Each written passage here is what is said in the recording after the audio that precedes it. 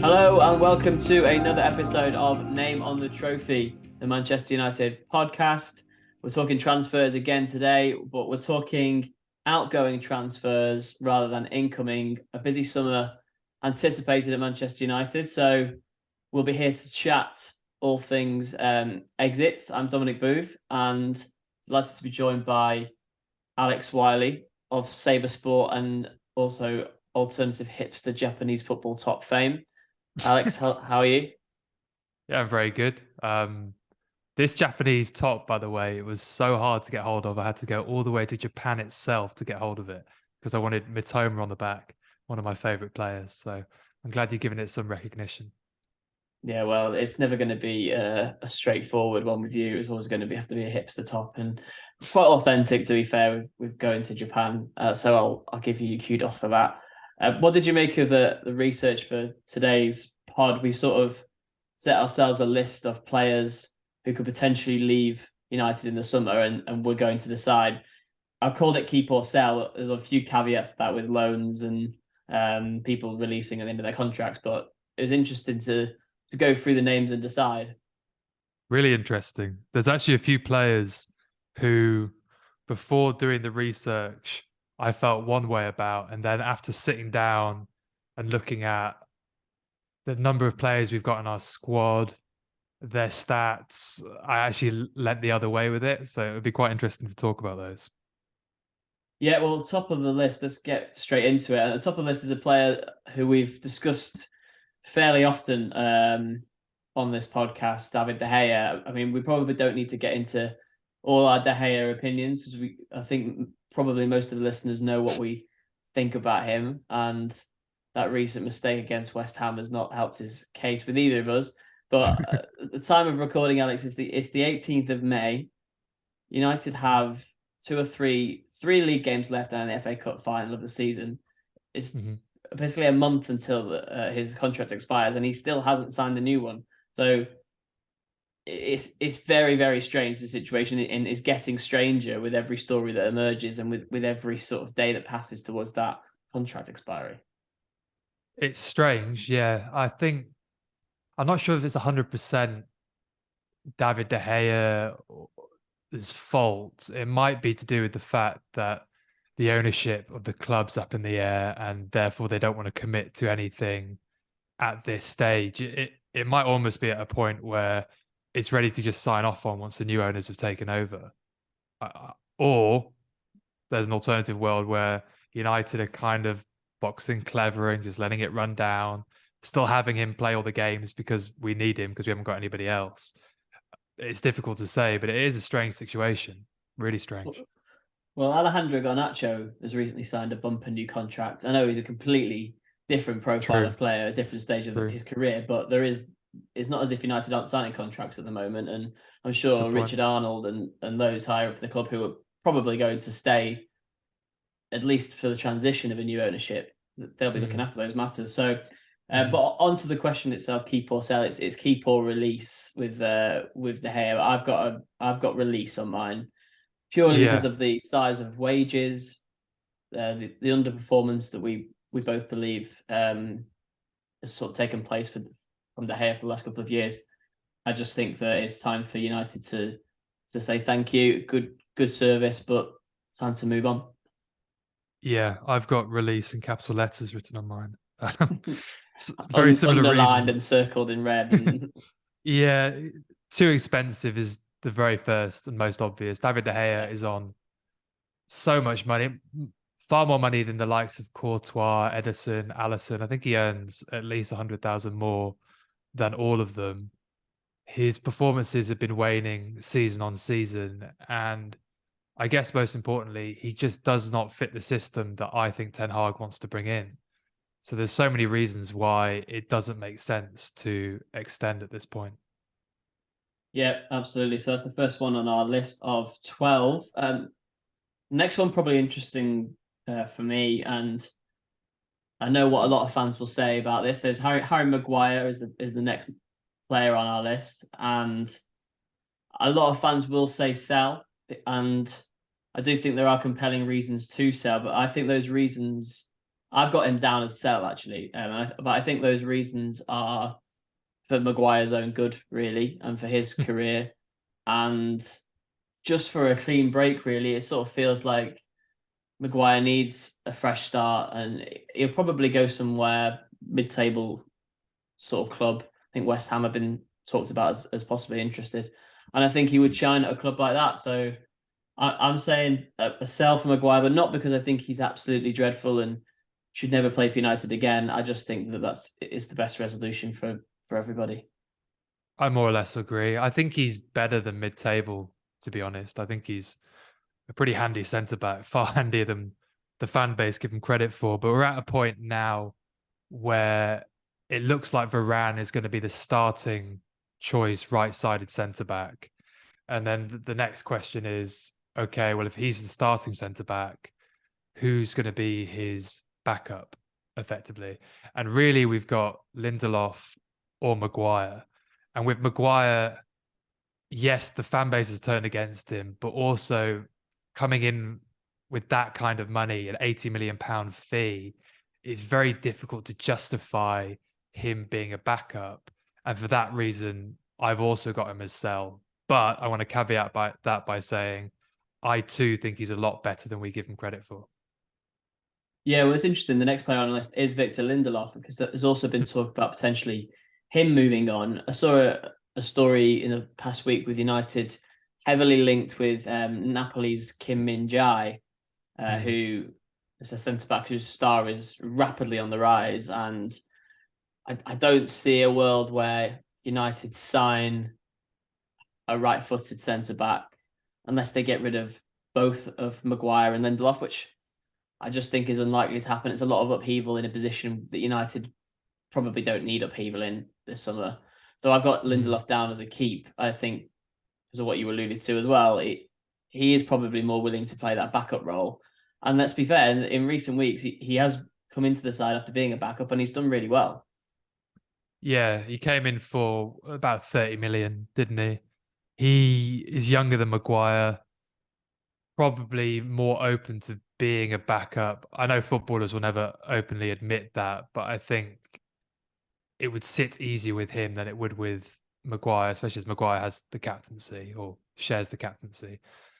Yeah, for me, I'm Lindelof as a keep as well as that backup. I think with Kim Min-jae, he's played left and right side, but he is right-footed, so I don't see why United would do that bit of business. Not to say he's not a bad player, it just doesn't make sense for the squad. So I think moving forward, Varane as the first choice, and then Lindelof trying to compete with him for that spot.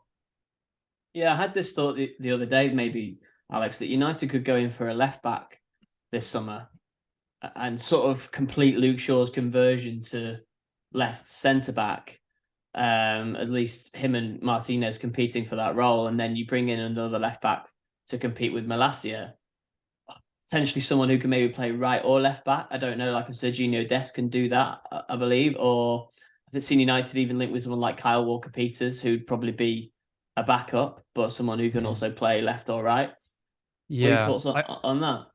I guess my concerns with that are that if you do go with that, then either one of Martinez or Luke Shaw won't play, even if they're both fit. And I think Martinez and Luke Shaw are probably both of our better players, I think.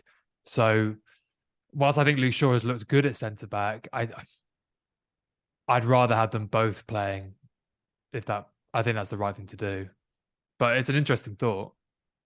Yeah, it's just how Ten Hag wants to balance that back four, and you sort of want 8 options in your squad to cover every position, but maybe that changes, and maybe United seek someone younger to emerge, especially as a left-sided centre back. A good plug for our left-sided centre back episode, which went more into depth on that. So I'll direct listeners in that direction. But the next name on my list is another defender, final defender on the list, and it's Aaron Wan-Bissaka. Sort of feel that maybe he shouldn't even be on this list, but he only is because in January and certainly earlier in the season, a lot of people were talking about United selling Aaron Wan-Bissaka and almost cutting their losses on a player, but Yeah. I just think it's been an almighty renaissance from him since. He's a definite keep for me. Mm. Mm. Yeah, he's a definite keep for me as well. It just shows how football moves so quickly. The start of Jan and the summer before that, there was constant news articles going out talking about him going to Crystal Palace or whatever, and Ten Hag more or less saying, "I don't want him." And apparently, Murtaugh was the one who actually said, "No, you should give him a chance. He's a good player." And I agree. He's fantastic 1v1. He really, I'd argue he's one of the best right backs in the world 1v1. On the ball, I still do have quite significant reservations, especially with the way that Ten Hag likes to play with fullbacks coming in and helping out with building out with possession. I don't think Wan-Bissaka will ever be good at that. But there's a lot bigger problems in the squad, and for the time being, Wan-Bissaka is definitely a keep. Yeah, it's amazing, really. He's played 31 games in all competitions for United this season. 30 of them have come after the World Cup. So he played, I Really? think, a couple of minutes as a substitute before the World Cup break in one game. Yeah. And since then has sort of ousted Dallo really as the first choice right back for now, which Yeah. is an interesting one. I mean, I potentially could have put Dallo on this list, but I think both are worth keeping. Yeah. A lot of people may say United should go in and find an upgrade on both of them. I think that player does exist, but Definitely. isn't going to be cheap, and there are more pressing priorities in the United squad than signing, Exactly. a Danny Carvajal or a real top bracket right back. It's a question of prioritization. I'm not saying it's not an area that can be improved. It definitely can be improved. There's just areas of the squad, strikers, goalkeepers, etc., that are far more pressing for the time being. And having two fairly good right backs who both offer different things is not a bad thing and does not need to be immediately resolved. Yeah, no, let's mark them down as keeps. Then maybe the next two players on my list should probably be grouped together. Sometimes I think they are unfairly grouped together. Yeah, Scott McTominay and Fred. Let's not group them together then. I feel like that's just going to angers myself, to be honest, because I'm much more of a Fred fan than a McTominay fan. But these are two players that a lot of the fan base would probably want to sell and see United move on from. I think because they're inextricably linked with a previous era that wasn't particularly successful under Ole Gunnar Solskjaer. But let's take McTominay first. He's contracted until 2025. He's still only 26 years old. Still, as I think as we've discussed in the podcast before, we still don't particularly know his best role. Is it sitting? Is it pushing on? He can play centre back. People have even talked about him playing way further up, almost as a second striker. But I think all those factors sort of mean that United should just move on, and especially if there's sufficient interest, which there seems to be in the shape of Newcastle, it seems like a bit of a no-brainer to maybe cash in on McTominay at this stage. I agree. I agree, firstly, that McTominay and Fred should not be grouped together. They're different types of players, and quite frankly, one is a lot better than the other. I mean, they've been so grouped together, their names have actually been mashed together as McFred. But with McTominay, I think the reason we don't know his best position is because I've said it before, I just don't think he's very good. So I've got a couple stats that back me up. For a centre midfielder, he never gets on the ball. He plays about, I think it's around 35 passes per 90, which for a centre midfielder is really low and a lot lower than almost everyone else in the squad, which is odd. I mean, Fred himself plays about 20 more passes per game than McTominay does. So you've got a centre midfielder who isn't really willing to get on the ball. Is quite good in the air, but doesn't offer a lot defensively. And his pass completion is 82%, which is about average for a Premier League centre midfielder. And he plays basically no progressive passes whatsoever. He plays 3 progressive passes per game, which is very low. So you've got someone who doesn't get on the ball that much, is okay at keeping it, but tends to play it safe anyway. That's a player to me who shouldn't be anywhere near an elite club. And I think we're very lucky that someone like Newcastle United is actually interested. So for me, it's a definite sell, even though we are slightly limited in the centre midfield positions, I still think it's a sell. What do you think of the Newcastle interest in McTominay? I mean, they're a club who been on United's level this year. You know, it's not like they're where they were around the relegation zone or mid-table. They are upwardly mobile, and you know, I think they've got the likes of Bruno Guimaraes and Joe Linton in midfield, who I would class superior players than McTominay, but So would I. maybe they think he's got a role to play. I think McTominay's role, he's not a defensive midfielder.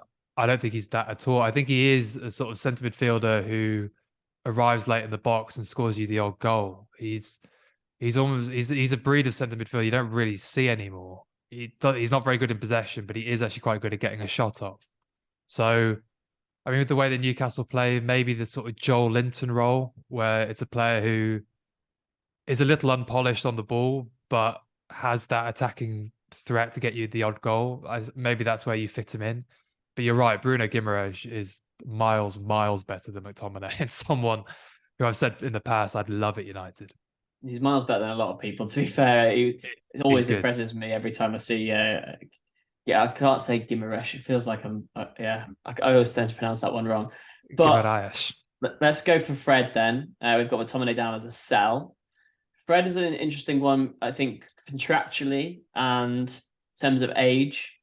He's 30 now, Fred, if you can believe it, with that boyish smile. He is 30, and he's got a year left on his contract. It runs till June 2024. I think United extended it, used an automatic 1-year extension until then.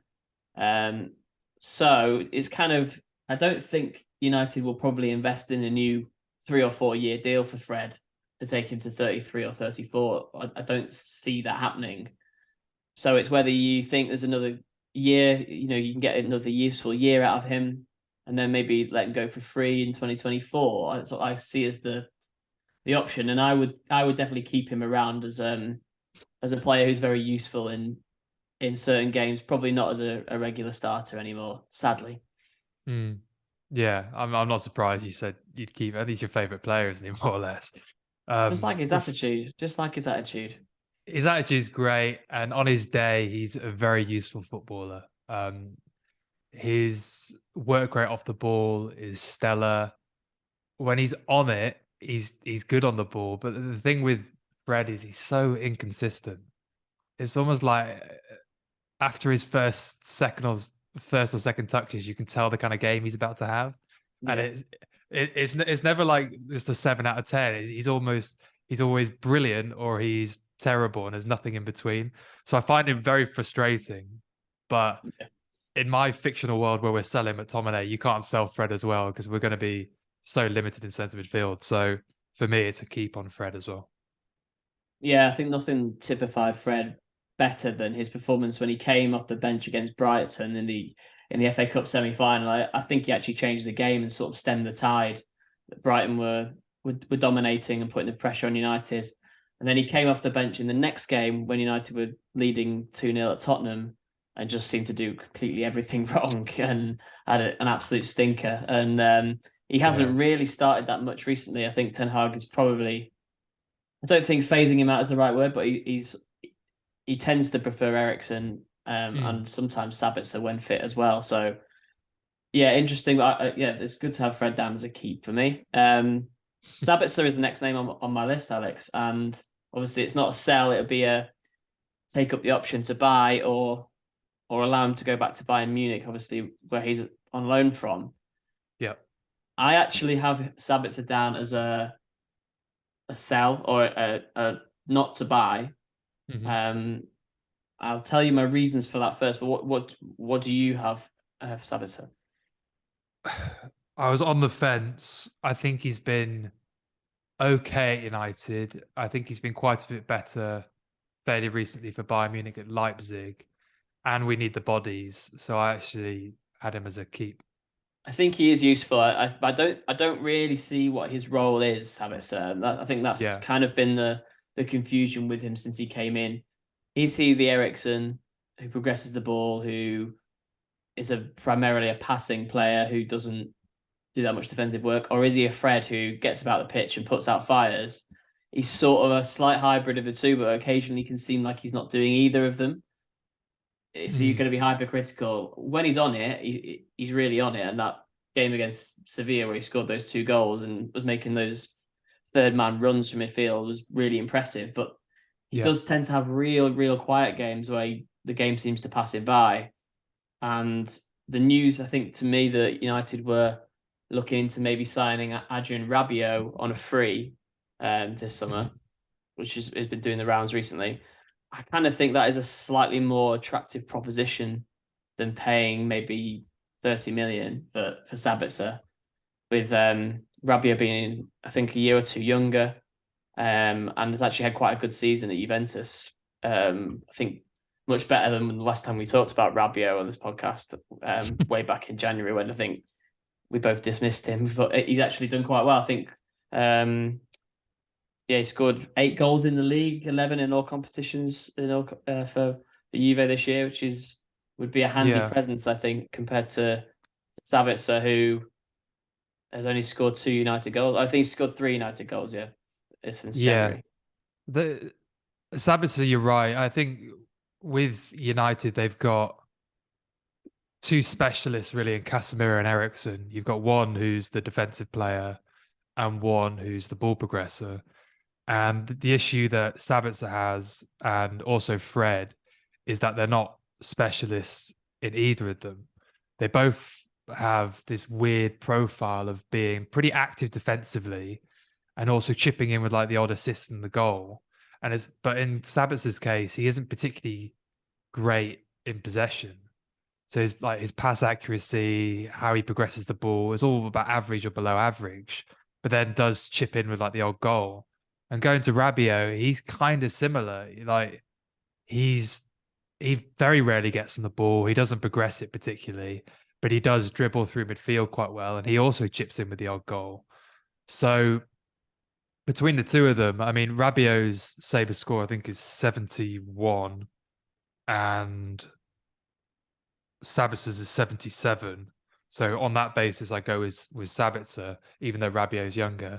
And I know Rabiot is going to be a free agent, but I imagine his salary is going to be pretty hefty.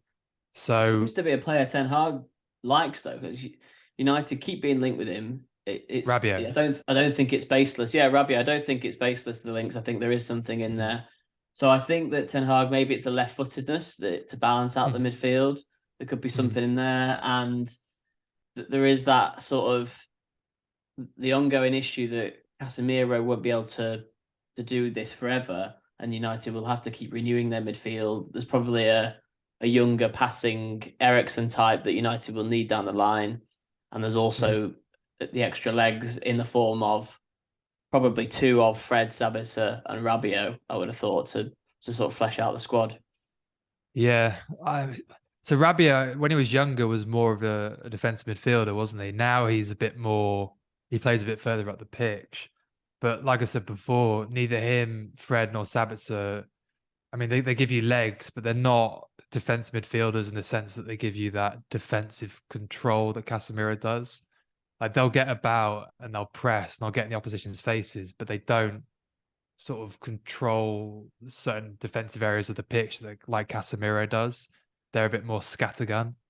And to be honest, what I think we need is, if we're going to have these 2 specialists, Casemiro and Eriksen, we need younger versions of both to be their understudies, to give them competition and eventually overtake. But for the time being, and going back to what I said before, there's other areas of the squad that I think are slightly more pressing. I'd almost say centre midfield is like the 3rd most important part to work on. Yeah. And so for the time being, Sabitzer on maybe like a 2-year deal. I don't hate that. I wouldn't even hate if we got Rabiot on a short deal. But yeah, the ideal thing to do is to get very good young players that do both those things. Yeah, that'd be really interesting to see what United do. And obviously all of this is linked with the takeover and how much money there is to spend, as we said on the last pod. The next name then, Alex, probably the easiest one for me to decide on. No disrespect, Wout Weghorst. I think this is an easy send him back and don't let him come back. But he loves the club. Oh, I love him. I like his like his attitude, and I loved it when he celebrated in front of the Stretford end when he finally scored at Old Trafford. But you know, some players are not good enough to play for Manchester United, and this guy is one of them. He's just not of the ability, especially in the position that he plays, to to carry the line and to play as a number 9. You know, when we're talking about Harry Kane and Victor Osimhen on the shortlist for strikers in the summer, Weghorst just doesn't compare to them in any metric, does he? So it's a no-brainer. It is a no-brainer. I've got him as sell. I mean, we need bodies up front. We're desperate for strikers, and even though we're desperate for strikers, I'd still let him go. His non-penalty goals per 90 is 0.08, which is less than a goal every 10 full games, and puts him in the bottom 1% for top 5 European strikers. It is horrendous. His expected goals is 0.33. It's mostly due to bad finishing, but it is nowhere near good enough. Not even close. No, and yeah, it was a emergency deal. It was to paper over a crack, and United need to probably fix that hole now rather than keep putting a plaster over it. They need to root and branch, sign a striker who they can hang the hat on for a good few years. Yeah. Again, this feels like another one where I can refer listeners to our many episodes about strikers and Kane, Osimhen, all that jazz. But yeah, Weghorst is a get rid. But what about Anthony Martial then? He's the next one. Same position as Weghorst, completely different in terms of profile striker. Martial isn't the workhorse that Weghorst is. He's a mercurial talent. He's got a lot more talent than Weghorst, but similarly sort of frustrating for United fans when you look at what Martial's actually able to achieve. And I've got him down as a sell, but maybe United can't afford to get rid of all their forwards if the budget's going to be tight, especially. At the start of the podcast, I mentioned players that I thought a certain way about, and then after sitting down with it, changed my mind. And Martial is the player I've changed my mind on. And I'm sure there's going to be a lot of United fans who disagree with me, but I would actually keep him. Wow. And the main reason is because we don't have enough players up front. If we get rid of Weghorst, there's literally no strikers left in the club. I mean, Rashford can play there, but I think he's a lot better off the wing. So that's my main thinking behind it. In a perfect world, I would let him go because I think, and this is my real annoyance with him, his inability to just get consistently on the pitch before you even look at the stats and what he's actually doing on it, that alone is not good enough for an elite club. You need to be able to play consistently. But I thought it was funny because watching him, I don't feel like he's had a great year. And I looked at the stats, and his expected goals is 0.43, which is like a goal every, what's that, two and a half games ish. It's like less Yeah, than it's that. not too bad. And his expected assists is about 0.2, so one every 5. Combined, that puts him in the 82nd percentile, top 18% for strikers in the top 5 European leagues, which is very good. But that's It's the thing with just, Martial. He is good and he he's an does have enigma. talent. And when he clicks, and especially that relationship he has with Rashford, when that clicks and they sort of dovetail the centre, inside left channel, it's great to watch. And Martial has done this sort of all the time with his United career. He's flitted into form and he's shown what Mm, he's about. And I think Ten Hag has really, really liked him when he first took a look at him last year. I think Ten Hag liked what he saw, mm, but there'll just be those games where he doesn't just underperform. He just doesn't turn up. mm, He doesn't mm, get a touch of the ball. I think before the Wolves game, he went something like 7 or 8 games without a goal, mm-hmm. and then scored a tap in. So well done for that. But it was he's not scoring those goals that you don't expect him to score, and he's not doing it with the consistency that you can't even compare him to Erling Haaland or Right. these players who are completely on a different level with their scoring consistency. So that's why I think it's time for United to sort of cut ties and they've tried with Martial, and we've had good moments, but I think that it's time to move on personally.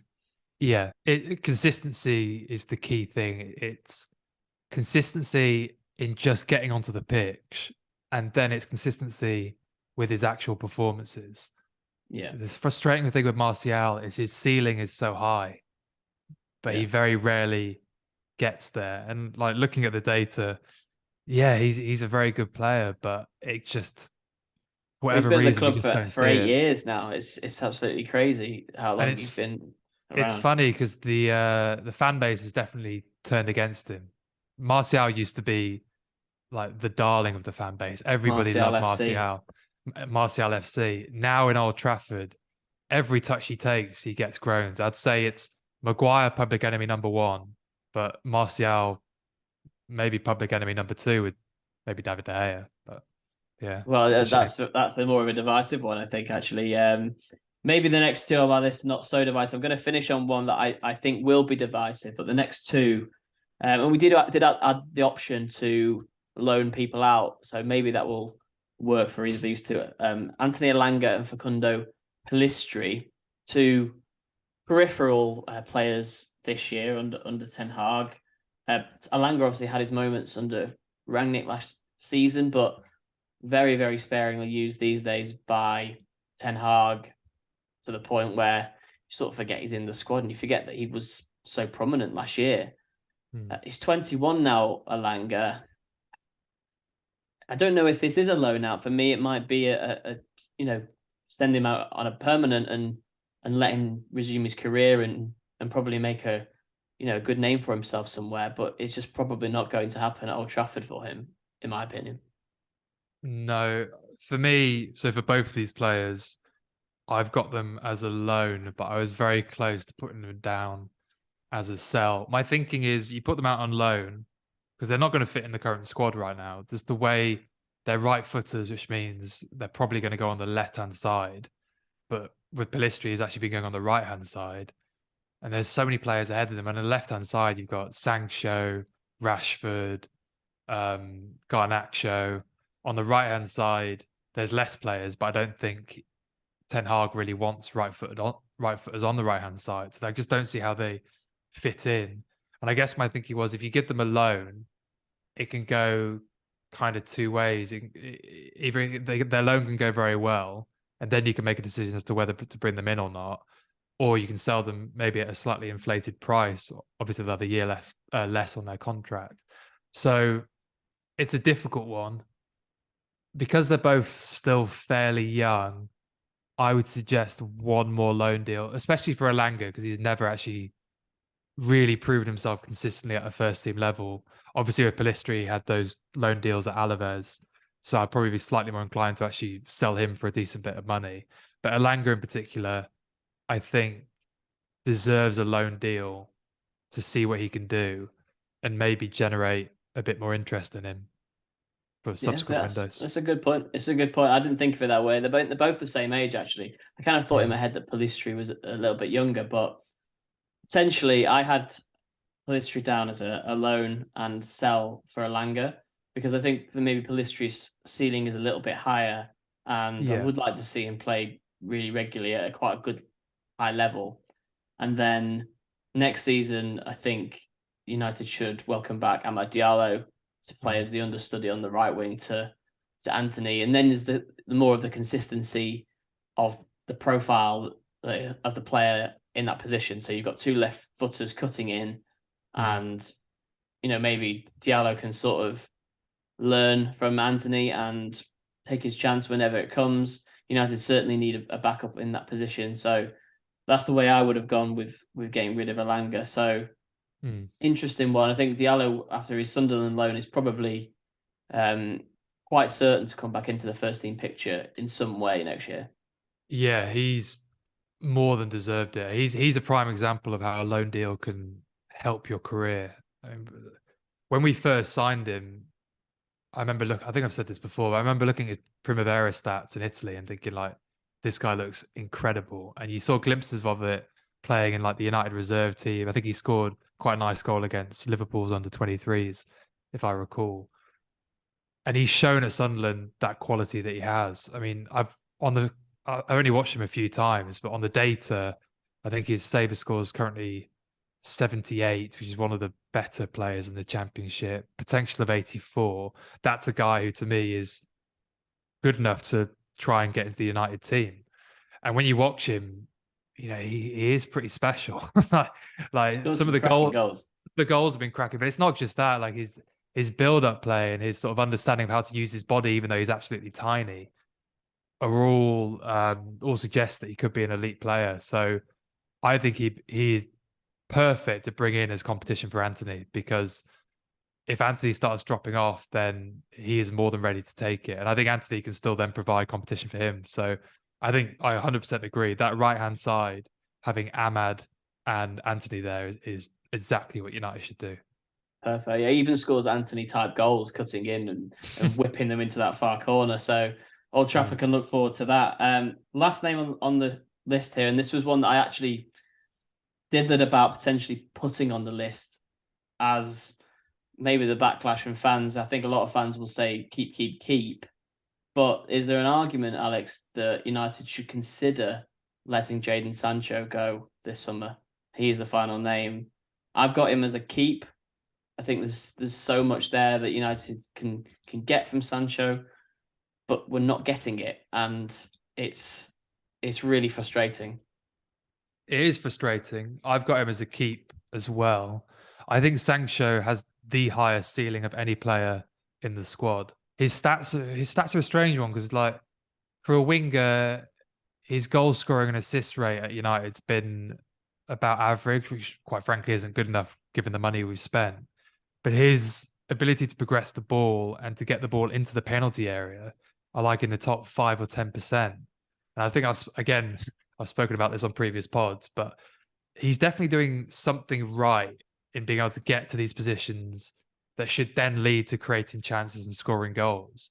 But for whatever reason, it isn't quite working in that final phase of play.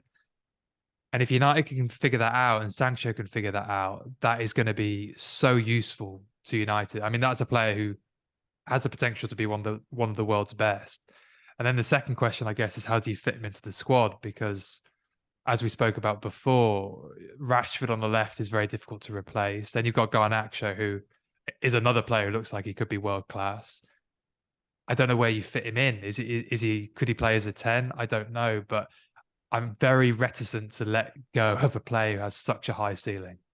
Yeah, I agree. And it felt like the final piece of the puzzle when Sancho finally arrived from Borussia Dortmund after basically 2, maybe 3 years of chasing him. Therefore, I think because of that chase and because of the sort of prolonged expectation that it's always felt like Sancho's underperformed where United fans thought he should be.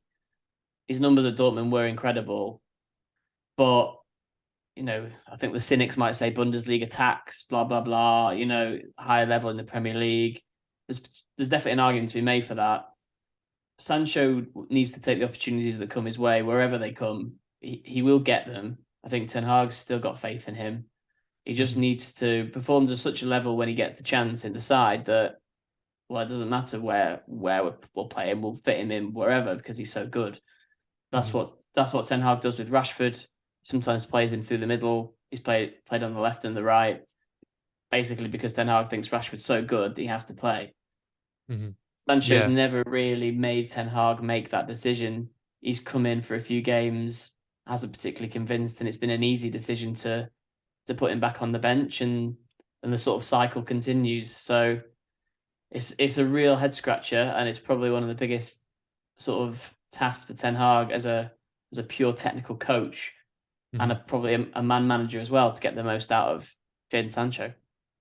Yeah, Sancho's Bundesliga stats were incredible, and you're 100% right. There is a Bundesliga tax. So in our app, I think goals and assists are predicted to drop to about 70% of what they were in the Bundesliga for players moving over to the Premier League.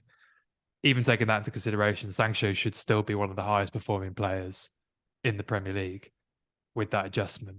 And he hasn't he hasn't really got anywhere near that yet. So I think you're right. It is on Ten Hag and Sancho to an extent to get this to work, because it could. I know you said technical. I think there is a degree of a mental issue with it as well, and I'm not sure if it's about not only finding a way for him to work within the squad, but also working out what makes him tick and what sort of sends him off on a path where he's not playing quite as well as he should be. There's puzzles to be solved, but for me, it's 100% worth figuring out those puzzles because the upside is so high. It's so It's high. technical, but it's also confidence. That's the unknown element in a lot of these footballers, and the parallel is there with Rashford. I think in terms of confidence, his confidence was an absolute rock bottom at the start of this season, the end of last. But Ten Hag's done something, we don't know it really. It's hard to put your finger on what that is, but he's done something to get the best out of Rashford, and maybe that's the process that Sancho needs to go through. We'll just have to see. I think we're all rooting for Sancho. He's probably one of the most sort of loved and most encouraged United players. There's a lot of goodwill from the fan base for him. With that, his name being chanted these days at games and all that. So yeah, let's see. Let's hope so. Yeah, so the fans who sit near me, it's a bit 50-50 really. There's some fans that are rooting for him, and there's certain sections of the fan base that are, I think, fed up and frustrated. But I think they're fed up and frustrated with the football in general, so that spills over to every single player. Patience wears thin very quickly, I think, sometimes, especially during games. So we try and be a little bit more of a measured opinion of still reflecting the fans on the podcast, but we try and be measured as best we can. Yeah. Oh, loads of the fan base are measured and they think things through. But when a game's going on, emotions get high, don't they? I mean, I've found myself saying Losing things it. I would, losing it when I wouldn't on like the cold light of day. So it is what it is. Well, we'll keep that stuff very much to off air, but that's pretty much it for today's episode. Thanks very much, Alex, for joining me. Anything exciting going on the Sabre Sports social channels or anything that you want people to know about? Nothing in particular, but we'll be posting content on Instagram, TikTok. As I said before, the pro and fan apps are still available to trial for free. So yeah, have a go on it. Yeah, and the name on the trophy Insta's getting a bit more attention in the next few weeks after neglecting it for a while. So apologies for that. But yeah, please keep listening and subscribing, and we'll hopefully be back for another episode very soon. Thanks very much.